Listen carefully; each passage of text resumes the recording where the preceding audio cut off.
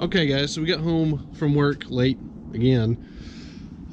So we're just gonna do a couple of quick things tonight. I think the diff cover we put back on last night, you know, it's already painted and everything. It's all bolted up. I snugged everything up, but you know, it needs all the RTV and everything needs to dry before you put fluid in it. So we'll go ahead and put the fluid in that. That only takes a second. We will do the passenger side front locking hub. That will take just a second.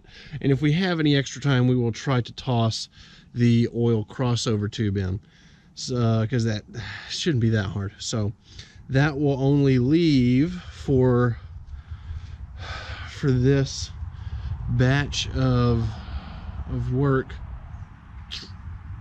So that will only leave the fuel pump left to do, which we're still waiting on the fitting for. So fitting should be here tomorrow, and then the pump will take just a few minutes to put in, and this thing is ready to rock and roll again. So we are gonna go ahead and bang these things out, and I will show you what the passenger side hub looks like. I will probably skip showing you how to fill a diff with fluid because it's pretty straightforward. All right, so hopefully you guys can see everything okay, but this really is a super simple swap to do. The wheel doesn't have to come off, anything like that. So here's our hub. You can see this one is stuck in the lock position. So we are going to just take these little guys off.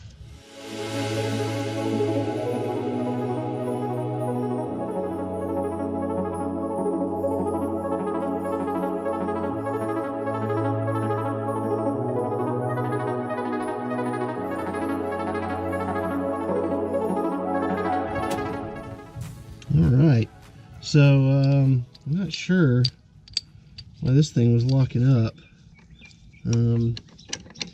This thing is kind of boogered up, but you can see the head of one of these little guys is broken off. So there's our problem right there. So we're just going to get the snap ring out. There it goes. Simple as that. This ought to weasel out. Bam.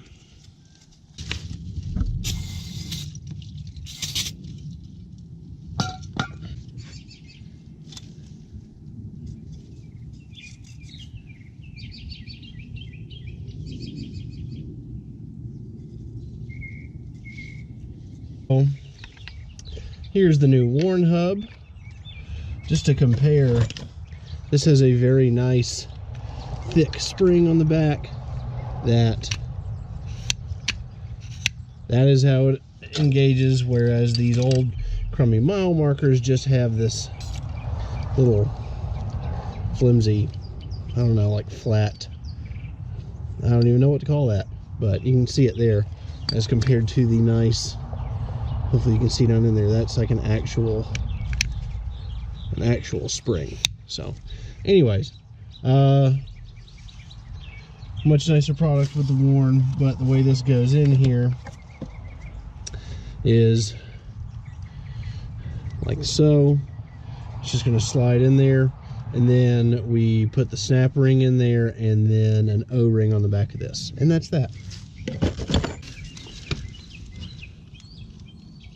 Here's what I'm talking about with this ring.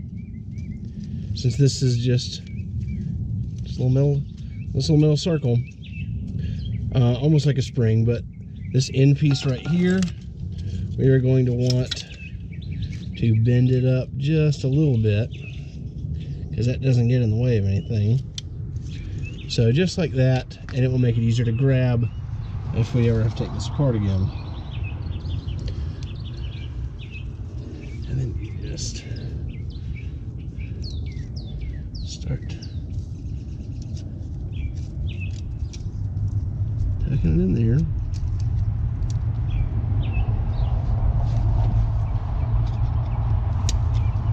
Bang. Just put these on here.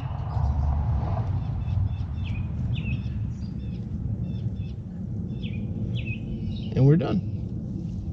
All right, so we decided to go ahead and try knocking out this oil crossover tube. So first thing you got to do, you can kind of see it down, well, I hope you can see it right there, and in the same spot over here, which you cannot really see. Those are the oil gallery plugs at the top of the head. That's where the oil for the injector circulates. But you pull those bolts out, or plugs, whatever you want to call them, and this little guy here will sit down on them. These fittings screw into those plug holes, and you snug it down, and that is that. So what this does is it allows the oil to flow from head to head, and that kind of evens out the you know, the rough idle, some of the I think it helps with injector cackle, maybe, but it certainly doesn't hurt matters. This is a very inexpensive part. It's good for the truck. It's a nice little easy addition. The best part of this repair is you get to lay on top of the engine, so that's always fun. But anyways, we're going to finish slapping this in real fast, and we will show you what it looks like, if you can even see it. There is number one, well, or maybe that's technically number two, since that's the passenger side head. And if you can see it, there's number two. So now we slip the crossover tube in and screw it down. So that's in. You can kind of see it there. Hopefully, let's see. You can see it. You can see it underneath the spider there. And it runs in front of the turbo, head to head. So we're gonna fire the truck up. It may have a noisy idle for a little bit, because what we just did by putting that empty tube on there is introducing air into the system. So it may run a little rough for a minute, but we're gonna kick on the high idle and then see if that eventually will smooth everything out. And then we also need to check for leaks, because I snugged everything down, but there's a lot of oil pressure running through there. So you gotta make sure it's nice and tight, but not too tight, because I don't wanna break any fittings or strip anything. So anyways, we'll fire it up. All right, it seems to be idling pretty well with no leaks.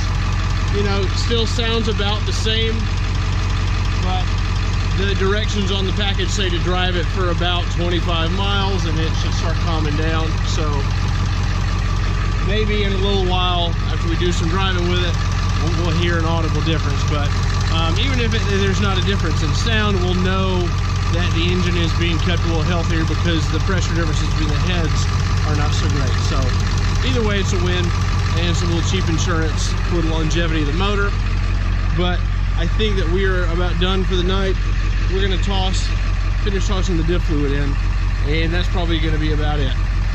We're gonna go inside and maybe edit some of this video, because I'm a little bit behind. I've been filming way more than I've been editing. So thank you guys for watching. Please hit the like button down below, subscribe to the channel.